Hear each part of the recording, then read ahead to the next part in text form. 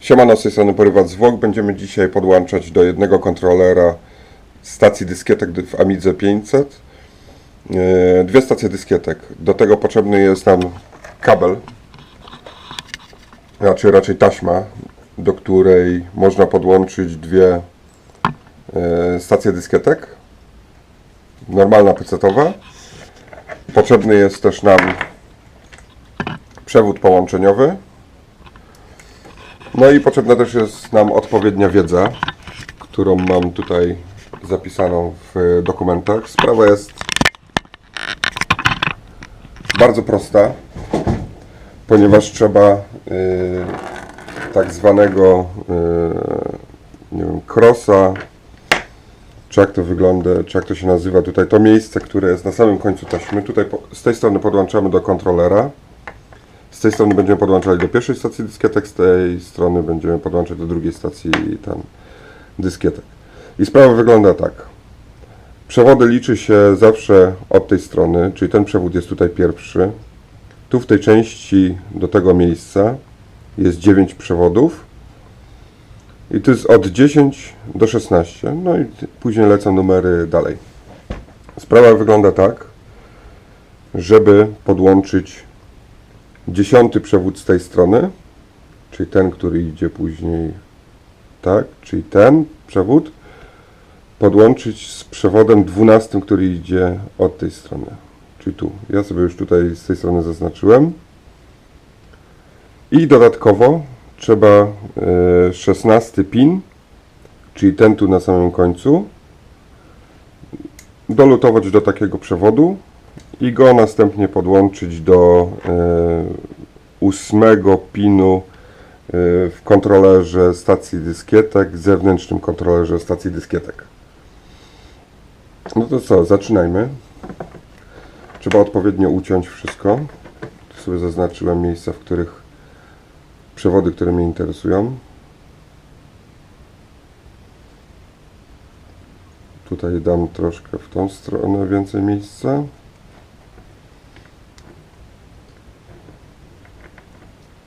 A tutaj w tą stronę. Tak, żeby można było je ładnie zlutować. O.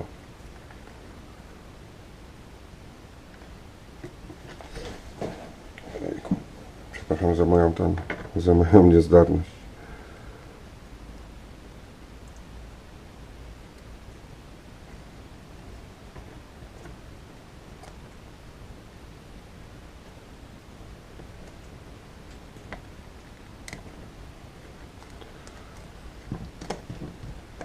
Teraz tak, kabel mam wycięty odpowiednio. Z tego przewodu będę potrzebował numer 16, czyli ten tutaj ostatni. Go sobie ładnie wydostanę na bok, o proszę bardzo. I będę też potrzebował numer 10.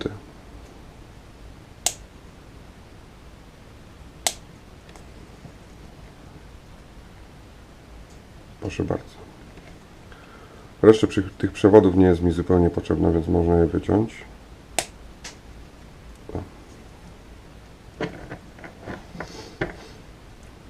Z drugiej strony natomiast będę potrzebował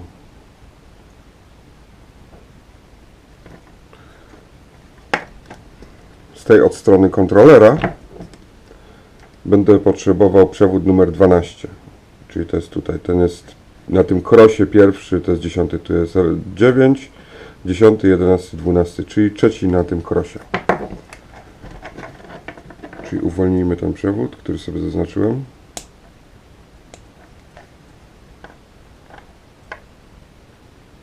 Proszę bardzo.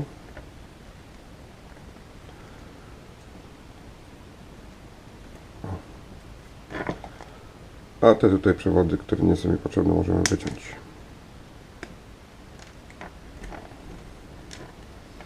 Proszę bardzo. Teraz muszę rozizolować z tej strony przewód 10, z tej strony przewód 12.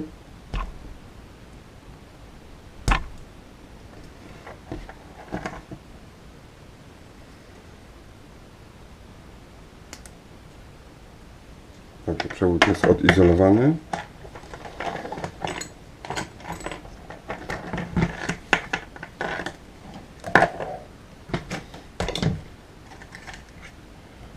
Na sam przewód nałożę sobie specjalną koszulkę termokurczliwą.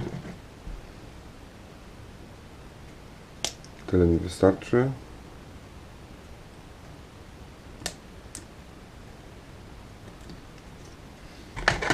Będzie potrzebna też zapalniczka.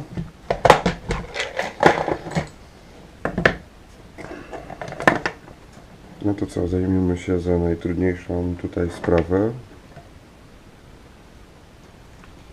Czy polotujemy te dwa przewody. Te przewody są bardzo delikatne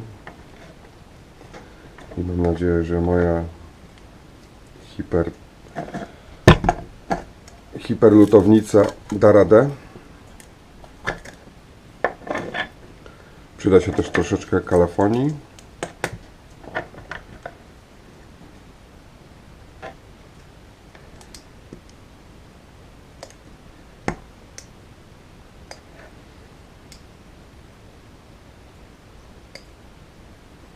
Trzeba troszeczkę ubrudzić kalafonią.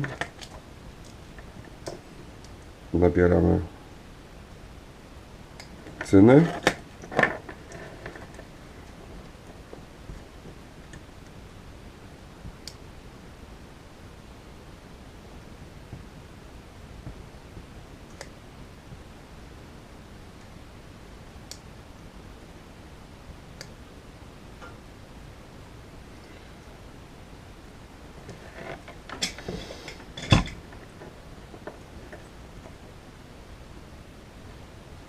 Połączenie wygląda na trwałe. Tak, tu widać dobrze cynę. Możemy je teraz zabezpieczyć przed wszelkiego rodzaju zwarciami.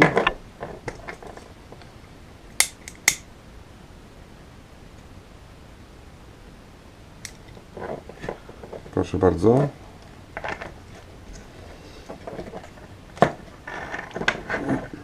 I teraz musimy polutować jeszcze ten przewód 16, który pójdzie do 8 pina w porcie drukarki.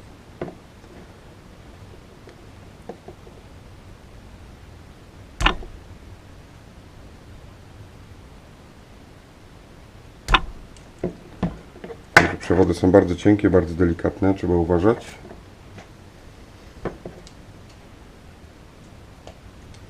Tu mam zwykłą skrętkę. Żeby łatwiej mi się ją lutowało, zrobię ją podwójnie.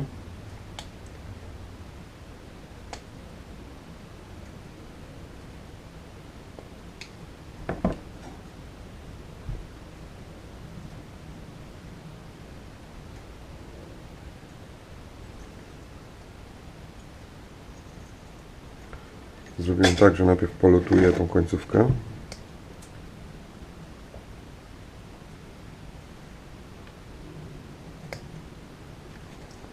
Proszę bardzo.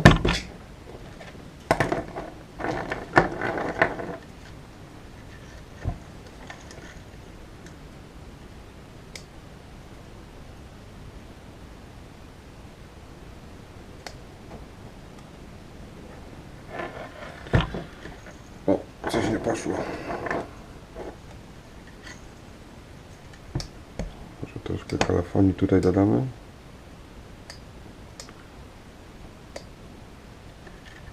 Dobrze, troszkę przyjął cyny.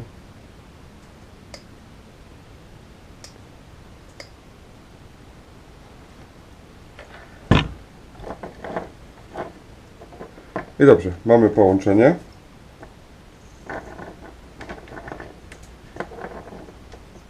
Teraz można je zabezpieczyć przed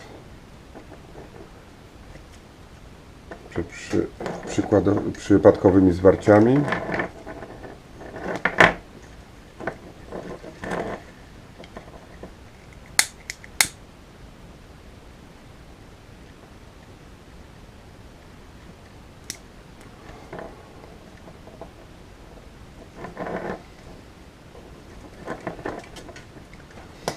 Żeby wszystko porządnie zabezpieczyć,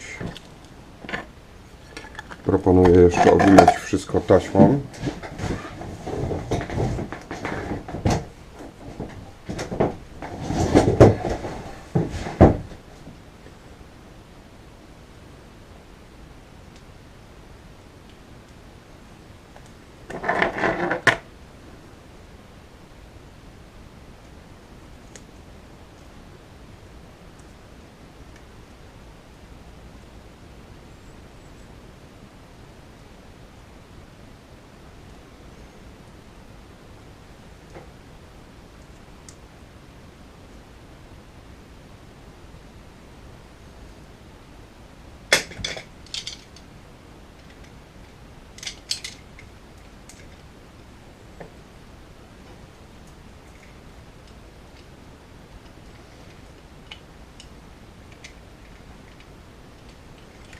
Dobrze, to przewód mamy wykonany.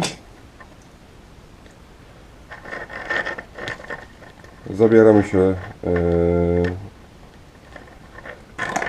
jeszcze do polutowania końcówki.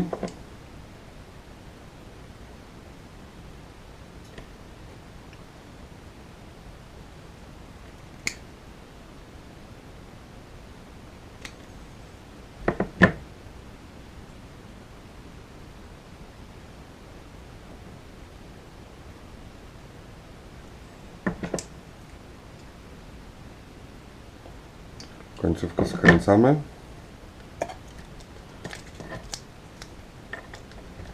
I lutujemy.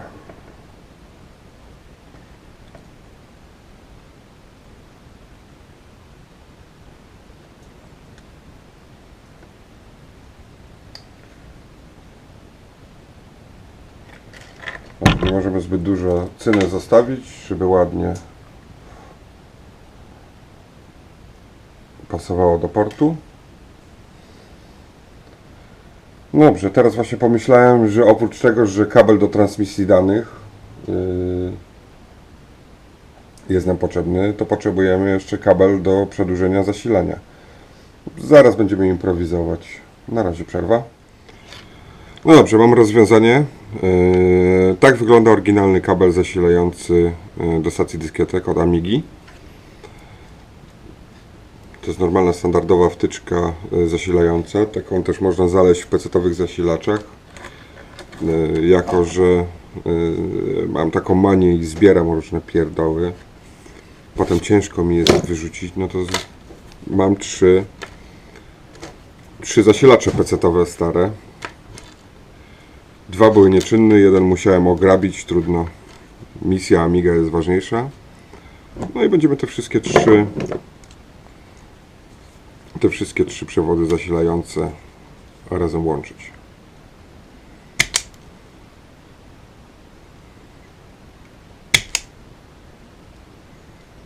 Najpierw trzeba zdjąć izolację.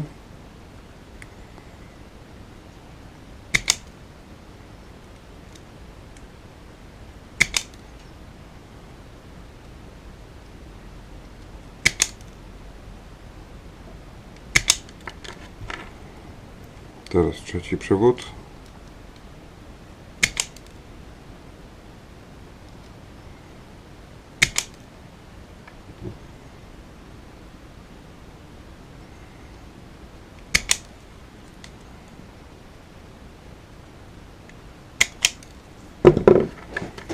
Dobra.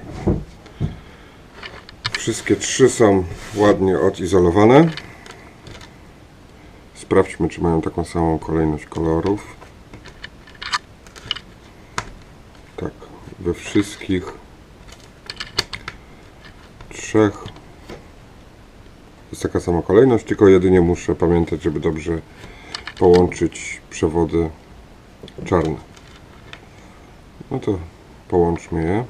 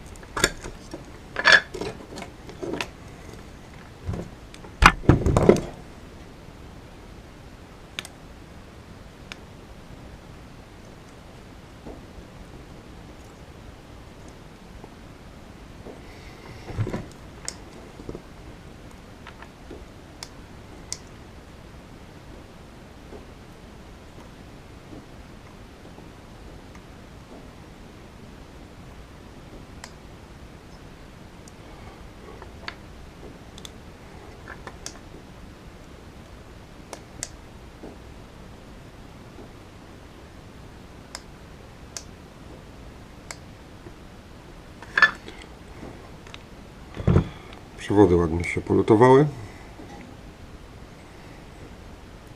Teraz polutujemy kolejny zestaw, czyli pierwszy czarny, który jest od czerwonego, czyli to będzie ten, będzie ten czarny, w kolejnej wtyczce to będzie ten czarny i w kolejnej trzeciej wtyczce to będzie ten czarny. Jeszcze się upewnimy, czy to jest za każdym razem pierwszy czarny. Tak jest, z każdej wtyczki jest pierwszy czarny. Ok. Czyli możemy je ładnie polutować.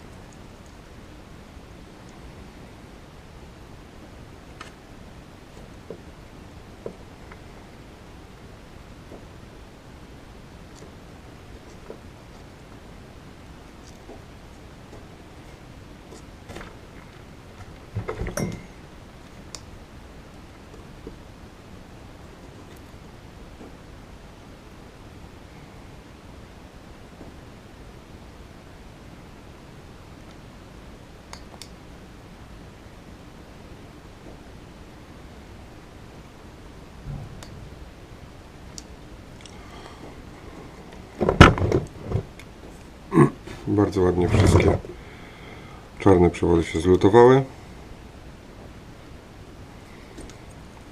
Sprawdźmy, czy można je rozdzielić. Ładnie można rozdzielić.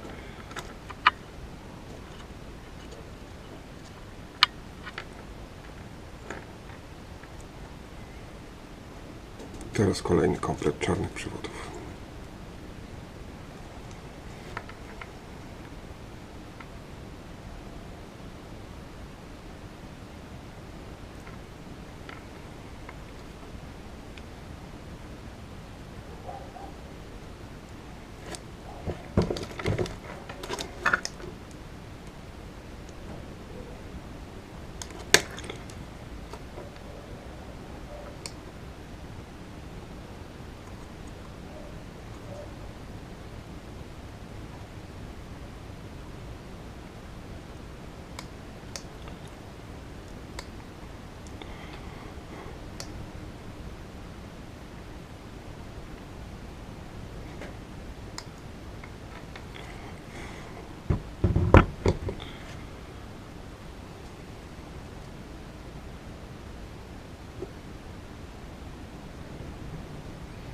I teraz został ostatni zestaw przewodów.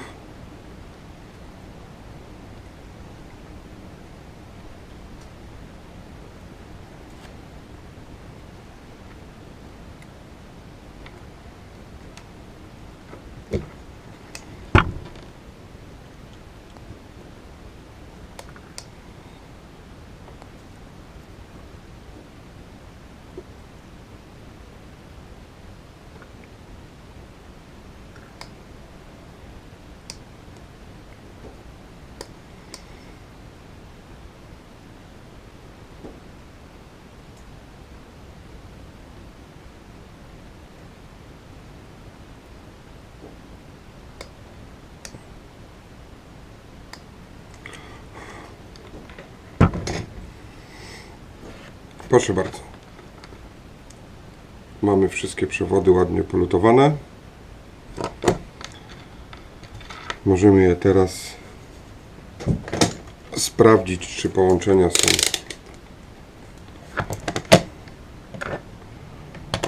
aktywne. Bardzo ładnie.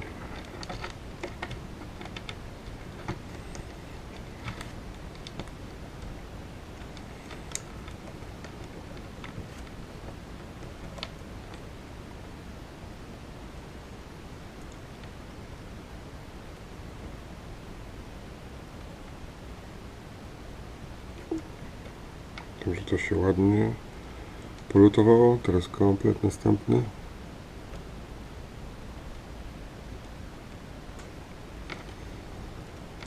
Było dobrze. Tu też jest dobrze. To jest trzeci przewód.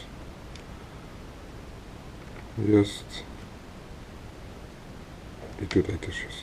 I to jest czwarty przewód. Jest. I tutaj też jest.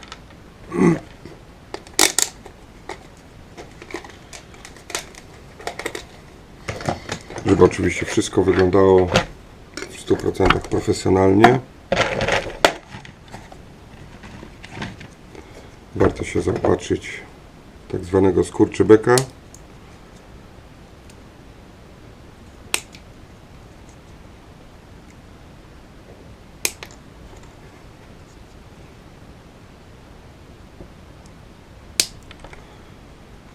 Czy izolację termokurczliwą.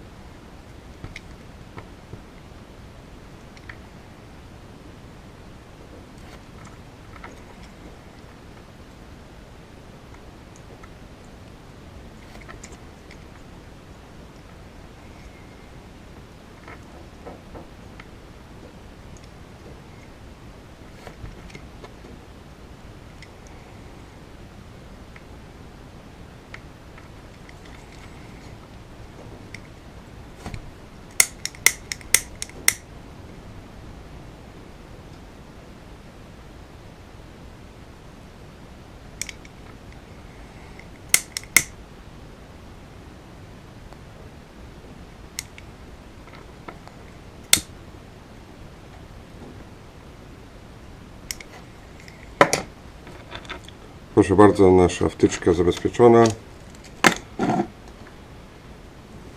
Czyli mamy to, ale w wersji na 3 wtyczki. No to teraz czas przygotować Amigę i przetestować nasz przewód. No dobra, ja jestem przygotowany do tego, żeby pokazać Wam, czy ten kabel działa. W sumie to nie wiem, czy on działa, czy nie. Nie mam zielonego pojęcia. Mam nadzieję, że mi nie zepsuje Amigi. A jak mi zepsuje Amigę, to kurde mofus, będę Cię ścigał.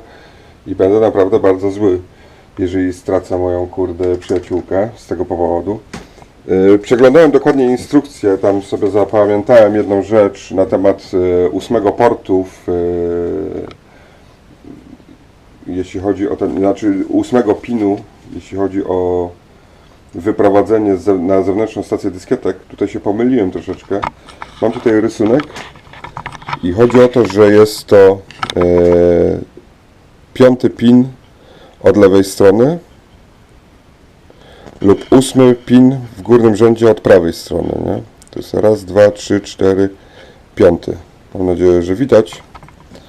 W każdym razie teraz będę to wszystko poskładał do kupy. Mam tutaj Goteka. Tu jest mój kabel zasilający, który jest odpowiednio przerobiony. Tutaj jest stacja dyskietek. Jest czysta dyskietka. Zresztą zaraz Wam pokażę, że jest czystą dyskietką. Tu jest kabel specjalnie spreparowany. No i teraz tak, trzeba by było to wszystko podpiąć. Otóż tak, jeśli chodzi o ten 5., 8 pin, który jest tym zagadkowym pinem, co troszeczkę namieszałem w poprzedniej części filmiku. Tutaj przy wyjściu na stację dyskietek od lewej strony podłączamy się po prostu do 5. pinu. Raz, 2, 3, 4, 5. O. A dla weryfikacji można policzyć do drugiej strony, to powinien być tutaj 8. Gdzie jest moja strzałeczka? Przybliżę trochę kamerę, kurde, wszystko tutaj trochę mało miejsca jest. Dobrze, to jest raz, 2, 3, 4, 5, 6, 7 i jest 8. Albo od właściwej strony, czyli od lewej, raz, 2, 3, 4, 5 pin. Tu się wpinamy. Dobrze. Teraz podłączamy taśmę do kontrolera.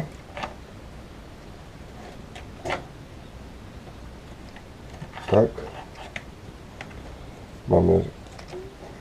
Mamy taśmę podłączoną do kontrolera. Pierwsza taśma, która będzie przesunę kamerę. Pierwsza taśma będzie do pierwszej stacji dyskietek, druga taśma będzie do drugiej stacji dyskietek. Podłączmy też zasilanie. Moje specjalnie spreparowane zasilanie.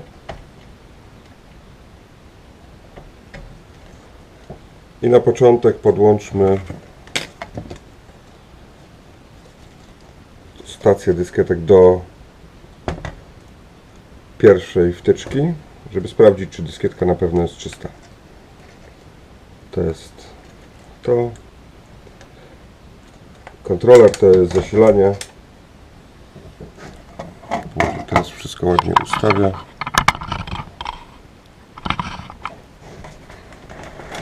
Mam nadzieję, że wszystko będzie widać. Mam nadzieję, że się nic nie stanie. To jest wszystko zaizolowane. Tu jest podłączone, nic się nie rusza, wszystko idealnie, więc włączmy Amigę. Amiga działa, nie działa? Działa Amiga.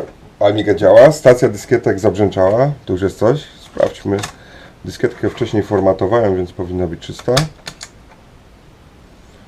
No jest czysta. Zróbmy jeszcze dla pewności reset.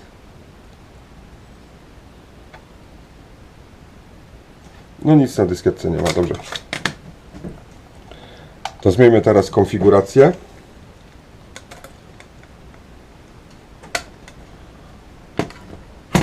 Jako pierwszy napęd podłączmy Goteka. Tutaj. I zasilanie.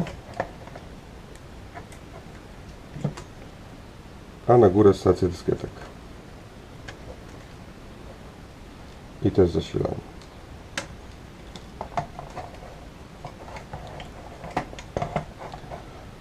Wszystko jest tak troszeczkę na słowo honoru.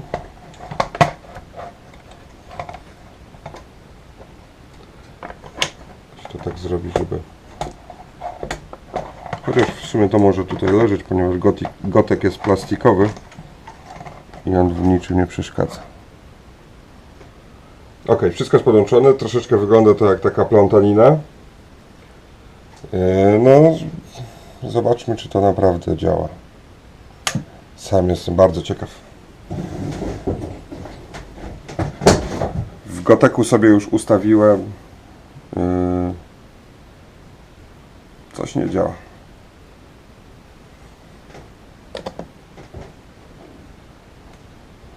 Sprawmy połączenia.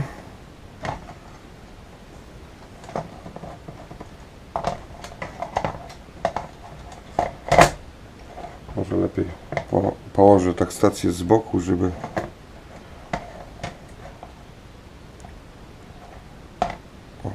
nic nie dotkało. Sprawdźmy.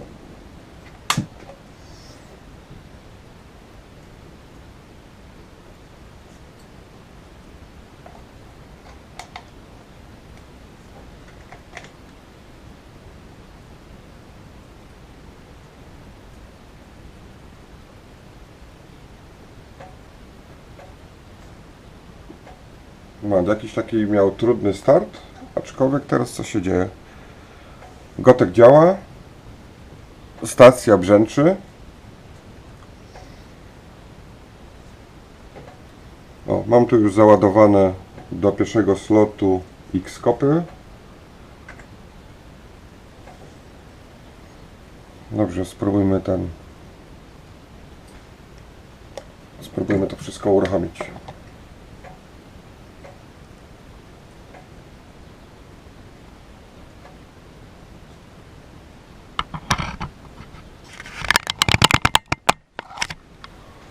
I pięknie, Xcopy się załadowało.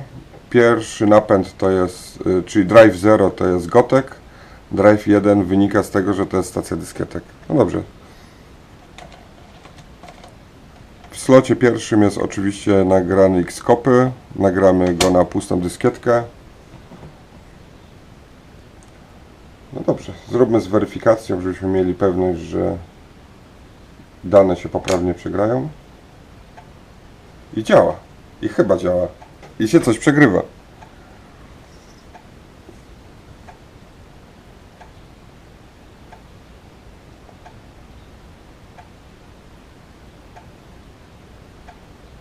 No, wygląda to naprawdę dobrze.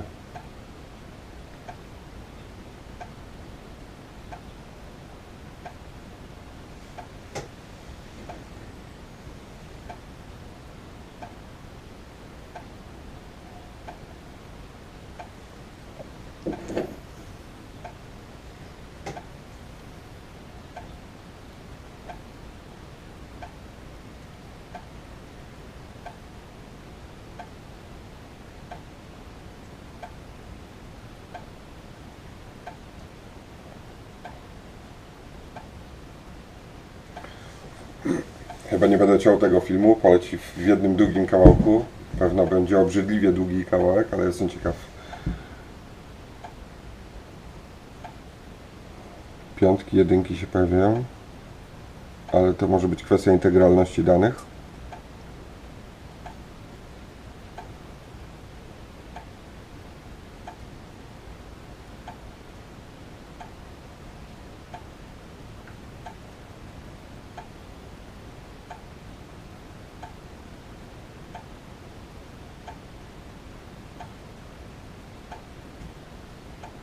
Wygląda to naprawdę pięknie.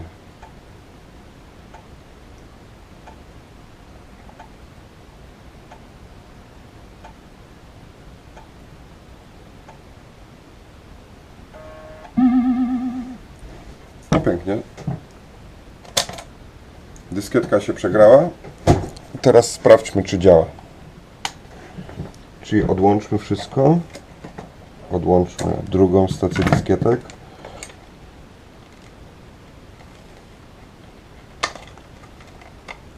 Odłączmy Goteka i podłączmy tutaj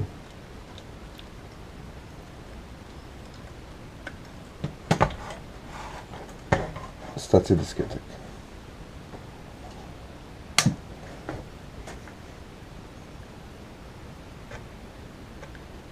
Amiga pięknie wystartowała. Sprawdźmy, czy się uruchomi Xscope. Zabezpieczmy, żeby nic się stało.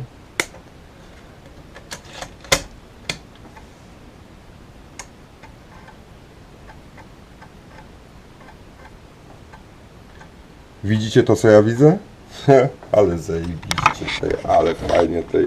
Mofus, jesteś kurwa zajebisty koleś, nie? Kurde, mam dodatkową stację dyskietek, teraz mogę z Goteka bez żadnego problemu przegrywać. Polecam wszystkim tą metodę. Jeżeli ktoś miałby jakieś wątpliwości, problemy, nie wiedziałby jak rozwiązać jakieś sprawy związane z podłączeniem tutaj dodatkowej stacji dyskietek do Amigi, proszę do mnie tam napisać, chętnie odpowiem na wszystkie pytania. Pozdrawiam serdecznie i do zobaczenia w kolejnym odcinku. Na razie, cześć.